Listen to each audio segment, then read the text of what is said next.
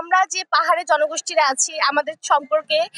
বাংলাদেশের মানুষের যে ধরনের ভুল ধারণা, আমরা বিচ্ছিন্নতাবাদী বা আমাদের সম্পর্কে যে ধরনের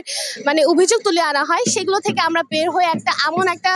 দেশের আমরা প্রত্যাশা রাখছি যে দেশ আমাদেরকে আপন করে নিবে এবং আমরা যে দেশকে ভালোবাসি, আমাদের এই দেশটা যে আমাদের ইউকে চিং মার্মা উনি হলো যে আমাদের একজন বীর প্রতীক খেতাবপ্রাপ্ত একজন মুক্তিযোদ্ধা। আমাদের অনেক মুক্তিযোদ্ধা আছে আমাদের জনগোষ্ঠীর।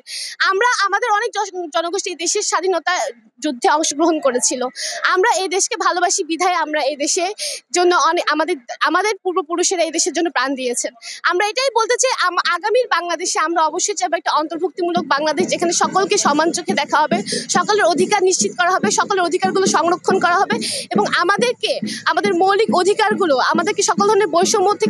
বৈষম্য দূর করে আমাদের মৌলিক অধিকারগুলো নিশ্চিত করতে হবে এবং সকলকে সমান চোখে দেখতে হবে এবং সকলের নিরাপত্তা নিশ্চিত করতে হবে। আমাদের উপর যাতে কোনো রকম সাম্প্রদায়িক হামলা না হয়,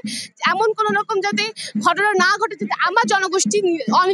নিরাপত্তাহীনতায় ভুগে। আমি অবশ্যই সকল বাংলাদেশের মানুষকে সেটাই চাইবো যাতে আমার জনগোষ্ঠী, সে সংখ্যালঘু হোক বা আমরা পাহাড়ি জনগোষ্ঠী হোক বা সে যে কোনো জনগোষ্ঠী হোক না কেন, আমরা সবসময় চাইবো যাতে আমাদেরকে মানুষ হিসেবে মানবিকতার দৃষ্টিকোণ থেকে দেখা হয় এবং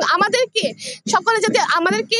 আপন করে নেয় এবং এই দেশের আগামী একটা নতুন ভবিষ্যৎ গড়ে তোলার জন্য আমাদেরকে যাতে সবাইকে কি করা হয়, অন্তর্ভুক্ত করা হয় এবং আমাদেরকে যাতে সে সুযোগ করে দেওয়া হয় যাতে আমরা নতুন প্রজন্ম আমাদের নতুন প্রজন্ম যাতে আগামীর বাংলাদেশে একটা সুন্দর ভবিষ্যৎ করে তোলার ক্ষেত্রে নিজেদের ভূমিকা রাখতে পারি।